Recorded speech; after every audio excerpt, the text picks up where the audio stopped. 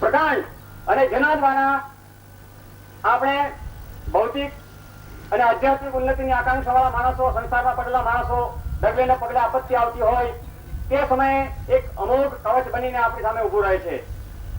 અને એક સમર્થ વ્યક્તિ કે જે એમ કહે છે કે શિષ્ય તરીકે સ્વીકાર કરું છું અથવા તો મંત્ર આપે છે, પછી આપણે કોઈ ચિંતાનું કારણ રહેતું નથી. અને હકીકત છે કે એક વાર દીક્ષા લીધા લેનાર શિષ્યનું અહિત થતું નથી, અહિત થયું નથી, અત્યાર સુધી અહિત થયું નથી, ભવિષ્યમાં થવાનું પણ નથી, ખાતરી છે એની. એટલે આ એક બહુ વિરાટ ગુરુ પરંપરા જોડે આપણે જોડાઈ રહ્યા છીએ. એક દિવ્યતમ આશ્રમ ની જે સિદ્ધ વ્યક્તિ છે, આપણે ન ઓળખી શકીએ ચર્મ ચક્ષુથી, એના માટે તો દિવ્ય ચક્ષુ જોઈએ. અને એની કિંમત આપણે ન આપી શકીએ તો એમાં વાંક આપણો છે. સમર્થતા તો અહીંયા બેઠી છે, સમર્થ તો અહીંયા છે, અને સમર્થ પાસે પહોંચવા માટે અસમર્થતા જોઈએ. એમના પગમાં પડી જવાનું હોય ત્યાં તો ચાલવાનું ના હોય, વહાં તો પહોંચના है और जीत कर पहुंचना है. चल के आज तक कोई पहुंचा नहीं समर्थ के पास.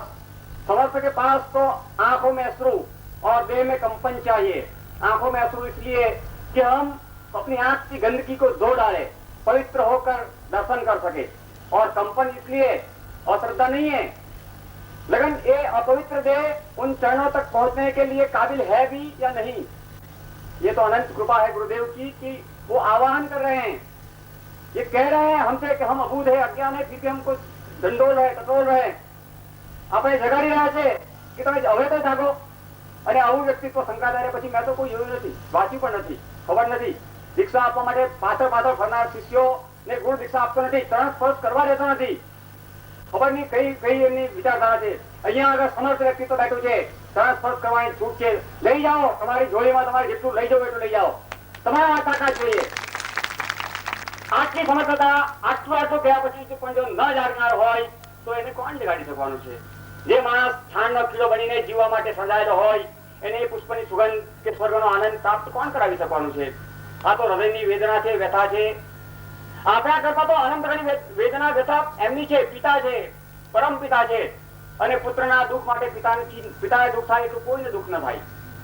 અને એ વ્યથાને કારણે અત્યારે ગમે ત્યાં હિન્દુસ્તાનના ખૂણામાં બોલાવો ત્યાં આવે છે, તાપમાં, તડકામાં, વરસાદમાં, ગમે ત્યાં. આ એમની મહાનતા છે. એમની માટે શું કરી શકીએ આપણે? આપણે કંઈ પણ કરી શકતા નથી. આપણી પાસે તો માત્ર આંખમાં આંસુ છે, માત્ર આપણા હૃદયનો ભાવ છે, માત્ર સમર્પણ છે. એ પણ જો પૂર્ણ આપણે કરી શકશું તો માનું છું કે એમણે આપણે સીધા પુષ્પ ચડાવ્યા છે. એમની આટલી બધી હૃદયપાત પછી પણ, એમની આટલી બધી 24 કલાકની કામગીરી છતાં પણ જો આપણે એવા ને એવા ઠૂઠ રહેવાના હોઈએ, આપણે કઈ જ ન કરવાના હોઈએ તો એનો અર્થ કોઈ નથી. અને પછી કોણ લગાડશે? આ તપ છે, અત્યારે જ જાગી જવાની આ સમય છે. હવે પછી પુનરાપી નામ પુનરાપી મરણમ 24 લાખ યોનિમાં ભટક્યા કરવા સિવાય આપણો કોઈ આરો નથી. કોઈ આવીને કહેવાનું નથી કે જાગો, હું તમને દીક્ષા આપું. કોણ કે છે આવું? બધા સ્વાર્થમાં હત્યા પચ્યા છે. સૌ સમાજના સંબંધીઓ, સગાઓ બધા સ્વાર્થની આસપાસ તમારી છે. એક વ્યક્તિ ગુરુ એવો છે કે જે નિર્દેશ, બિલકુલ નિર્લેપ ભાવે, એમને કાંઈ જોઈતું નહીં, આપવા માટે આવેલા છે. એમને જોઈએ છે માત્ર સમર્પણ. એમને જોઈએ છે માત્ર જે હેતુ માટે, જે લક્ષ્ય માટે, જેને જીવન સમાજને જાગૃત કરવા માટે, પ્રાણ ચેતના રહેવા માટે એમનું જે કાર્ય છે એ કાર્યમાં સમર્પિત ભાવ જોઈએ છે. બીજું કઈ જોતું નથી.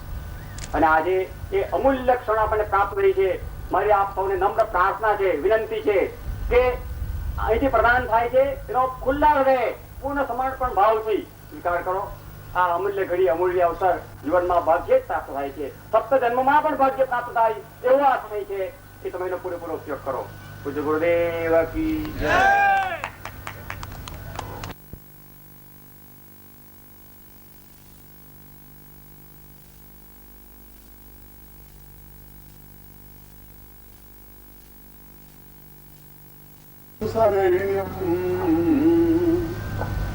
ज्ञानो वदाम्पि परिपूर्ण नित्यम् आतुर्यमाणमचलं भवतं सदीयम्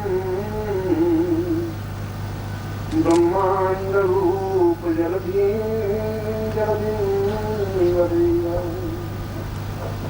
कल भी मैंने अपना प्रवचन का प्रारंभ शंकराचार्य के श्लोक से किया था और आज भी उस सुनिष्ठ व्यक्ति शंकराचार्य के श्लोक से आप सब लोगों के सामने एक महत्वपूर्ण क्षण को लाने की कोशिश कर रहा हूं।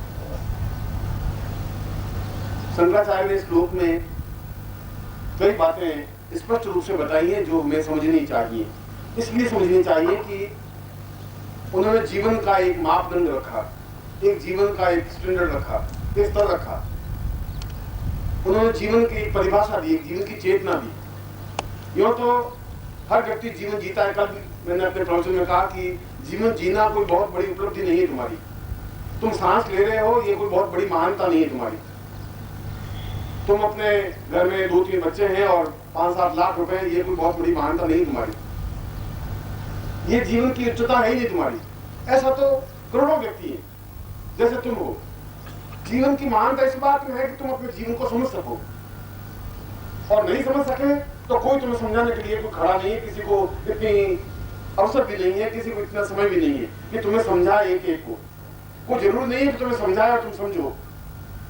जब आज से 40,000 साल से ऋषि मुनि योगी सन्यासी तुम लोगों को समझाते समझाते थक गए और समाप्त हो गए। ईसा मसीह सूली पर टंग गए, सुकरात ने जहर पी लिया और राम समाप्त हो गए, कृष्ण समाप्त हो गए, बुद्ध समाप्त हो गए, महावीर समाप्त हो गए। और उन सब ने एक ही कोशिश की कि तुम्हें समझाएं कि जीवन की पूर्णता, जीवन का उद्देश्य, जीवन का लक्ष्य, जीवन का सत्य क्या है। अगर तुम समझो ही नहीं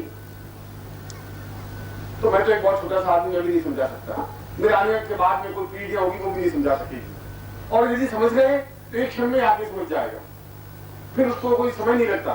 समझने के लिए पूरा जीवन नहीं चाहिए, समझने के लिए एक क्षण चाहिए। एक ऐसा क्षण की या तो इस पूरे जीवन को चैलेंज के रूप में उठा लेना है या फिर जीवन को घिसटते हुए बिता देना है। और अधिकांश कायक व्यक्ति जीवन को घिसटते हुए बिता देते हैं। चुनौती का भाव उनके जीवन में नहीं होता, चैलेंज नहीं होता। और जो चैलेंज नहीं ले सकते वो मनुष्य नहीं बन सकते। मनुष्यता के लिए सबसे पहली सीढ़ी शंकराचार्य ने यह कहा है कि चैलेंज हो, एक अपने आप को फना कर देने की, अपने आप को बलिदान करने की, अपने आप को उछाल देने की क्रिया हो। इसलिए उन्होंने इस श्लोक में उन्होंने ये बताया कि जीवन तुम्हें मिला है, यह तुम्हारे प्रयत्नों से नहीं मिल पाया। यह जीवन तो तुम्हारा पितृ ऋण है। पिता ने तुम्हें जीवन दिया और जीवन देने के बाद में उन पिता ने अपने जीवन का कोई कष्ट भी तुम्हारे प्रति नहीं समझा। एक बनिया अगर तुम्हारे पिता थे तो तुम्हें तराजू लेकर के कैसे तोड़ना है ये सिखाया। अगर तुम्हारे पिता ने 4 से बच्चे पैदा किए तो सिखा दिया कि ये शादी कर ले बेटे और 4 से बच्चे पैदा कर ले। तुम्हें जीवन का कोई क्रम नहीं समझा सके, उनके पास जीवन का क्रम है ही नहीं। इसलिए शंकराचार्य कह रहे हैं कि जीवन का क्रम समझने के लिए जिस प्रकार समुद्र के पास उत्ताल लहरें होती हैं, उत्तुंग लहरें होती हैं, एक विशालता होती है जिसका कोई अंत नहीं है। यहां से हम नजर डालें तो समुद्र का कोई अंत दिखाई नहीं देता। यदि ब्रह्मांड का अंत दिखाई नहीं देता तो समुद्र का भी अंत दिखाई नहीं देता। और समुद्र का अगर अंत नहीं है तो तुम्हारे जीवन का भी कोई अंत नहीं है। जीवन को तुम हजारों वर्षों तक खेल सकते हो। कोई जरूर नहीं मृत्यु तुम्हारे सामने आ सके। मृत्यु में इतनी ताकत नहीं है, इतनी क्षमता नहीं है कि तुम्हारे आंख के सामने आके खड़ी हो सके। मृत्यु तब आती है जब हम कायर होते हैं, बुज़दिल होते हैं। जब हम भागते हैं तो हमारे पीछे कुत्ते बहुत ज्यादा भागेंगे। यदि हम डरेंगे तो मौत हमें और ज्यादा डराएगी। अगर हम बुढ़ापे से डरेंगे, बुढ़ापा हमारे ऊपर जल्दी आक्रमण करेगा। और तुम एक डरपोक की तरह जीवन भाग रहे हो कि न मालूम कब को क्या घटना घट जाए, हम मर जाएंगे तो क्या होगा। और जीवन को यदि हमने चैलेंज के रूप में उठा लिया, यदि हमने ये साधना जीवन बना दिया तो बच्चों का क्या हो जाएगा, बीवी क्या हो जाएगा, पत्नी का क्या हो जाएगा। और जीवन का ये भय तुम्हें एक सामान्य जीवन जीने के लिए मजबूर कर देता है। और मेरे कहने के बावजूद भी तुम्हारे जीवन में कोई चेतना नहीं आएगी, ये मान भी समझ रहा हूं। मेरे कहने के बाद में जीवन को उबाल आएगा नहीं तुम्हारे जीवन में। आज से 6 महीने बाद भी तुम्हें अगर कहूंगा तो फिर तुम सुन लोगे ऐसी बात, जो मैं कह रहा हूं वैसे ही सुनोगे। फिर साल में बाद में आके कहूंगा तो फिर तुम वैसे ही सुनोगे। जिस व्यक्ति में एकदम से अपने आप को बदल देने की क्रिया नहीं होती, जिस व्यक्ति में अपने आप में फना होने की क्रिया, जिसमें चैलेंज नहीं होता, जो अपने आप को उत्सर्ग करने की क्रिया नहीं जानता, वह जीवन में कुछ कर भी नहीं सकता। और जीवन में कुछ करने का मतलब है कि जीवन को समझना। जीवन में कुछ करने का मतलब, कल भी प्रवचन में मैंने कहा कि हम जीवन के अंदर की वृत्तियों को जागृत करें। इसलिए जागृत करें कि हमने क्यों जीवन लिया, जन्म क्यों लिया, प्रभु ने हमें क्यों पैदा किया, क्या उद्देश्य था, क्या हेतु था, क्रम क्या था, हमारे जीवन में दुख क्या है, क्यों है, सुख क्यों है, क्यों नहीं मिल रहा है, हमारा जीवन अभाव क्यों है, परेशानियां क्या है, अगर ईश्वर है तो कैसा है, अगर ब्रह्म का स्वरूप है तो क्या है। हम भारतवर्ष में पैदा हुए हैं और हमारे सामने हजारों बार ब्रह्म का एक चिंतन, एक शब्द दिया है, तो कैसा है ब्रह्म। यदि हम इन प्रश्नों के उत्तर ढूंढने की कोशिश नहीं करेंगे तो तुम ढूंढ भी नहीं पाओगे। अगर तुम्हारा प्रयत्न नहीं होगा तो नहीं ढूंढ पाओगे, और तुम नहीं ढूंढ पाओगे तुम्हारे आने वाली संतान भी नहीं ढूंढ पाएगी। तुम अपने संतान को कुछ नहीं दे पाओगे, वो देने के लिए क्रिया है ही नहीं। तुम ज्यादा से उनको मैट्रिक करवा दोगे, बीए करवा दोगे, उनकी शादी कर दोगे, उनको थोड़ा 2-4 लाख रुपए दोगे और शमशान में जाकर सो जाओगे कफन ओढ़ करके। इसके अलावा तुम्हारे जीवन की कोई परिणति, कोई जीवन का उद्देश्य है ही नहीं। तुम्हारा धीरे धीरे रास्ता उस शमशान की ओर जाने वाला ही रास्ता है। मगर उस रास्ते पर उस श्लोक में ही बताया कि इस पूरे रास्ते में जहां तुम चल रहे हो उसमें कोई एक क्षण आता है जहां क्षण रुक करके सोच सकते हैं, जहां सोच सकते हैं कि हम अगर हैं तो हमारे जीवन का मकसद क्या है। जीवन में किसी क्षण कोई गुरु मिल जाए, कोई जरूर नहीं जीवन में गुरु मिले, ऐसा कोई जरूर नहीं। तुम्हारे जीवन के 40 साल बीत गए, मैं तुम्हारे पास आया ही नहीं था, मिले ही नहीं। 45 साल में पहली बार मिलना हुआ और बात हुई, और वापिस चले जाएंगे, 10 साल बाद मिलना होगा, नहीं होगा। तो जीवन के पूरे लंबे सफर में कोई एक क्षण मिल जाए, और अगर हम पास में से निकल जाएं तो निकल जाएंगे, तुम्हें कोई हाथ नहीं पकड़ेगा। और यदि हम उस क्षण को पकड़ लेते हैं, यदि उस क्षण को जीवित जागृत कर लेते हैं, चैतन्य कर लेते हैं, यदि जीवन में एक चेतना आ जाती है, अगर जीवन में एक फना होने की क्रिया बन जाती है, उबाल आ जाता है, अगर जीवन में एक अपने आप में पूर्ण वृत्ति जागृत हो जाती है, सही अर्थों में शिष्य बनने की क्रिया प्रारंभ हो जाती है, दीक्षा लेने की एक भावना पैदा हो जाती है, तो तुम जीवन को समझने की क्रिया भी सीख लोगे। और जहां जीवन है वहां मृत्यु नहीं बन सकती। मृत्यु और जीवन दोनों एक साथ चल ही नहीं सकते। मृत्यु तब आती है जब तुम्हारा जीवन समाप्त हो जाता है, और तुम्हारा जीवन है ही नहीं। इसलिए जीवन नहीं है, तुम्हारे जीवन में कोई चेतना नहीं है, मुर्दे में भी कोई चेतना नहीं होती। शंकराचार्य ऐसे लोगों को जीवित मुर्दा कहते हैं, कि ऐसा मुर्दे तो है जो जीवित हैं, चलते हैं, फिरते हैं। ओम परम तत्वाय नारायणाय गुरुभ्यो नमः।